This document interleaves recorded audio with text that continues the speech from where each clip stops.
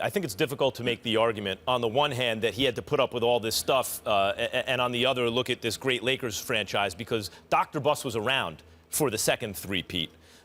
They were still intact.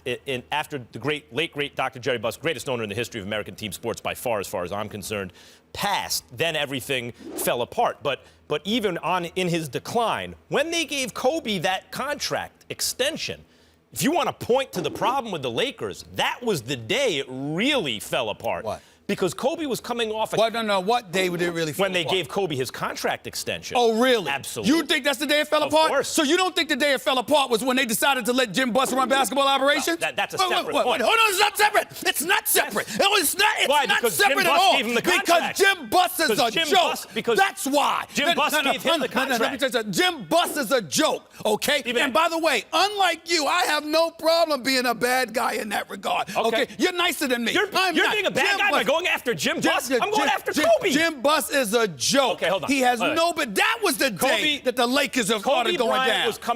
Kobe Bryant was coming off a catastrophic injury. They were out of that contract. He had not shown his ability to even get back on the court.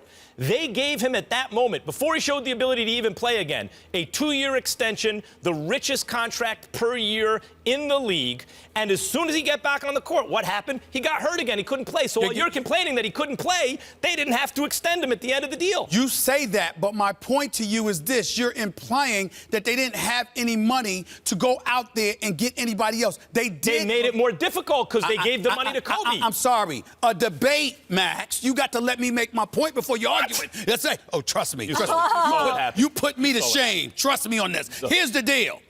Kobe Bryant, regardless of the money that the Los Angeles Lakers paid him, they had enough money at least twice to go out there and get another marquee player. They couldn't do it because you have a dysfunctional organization.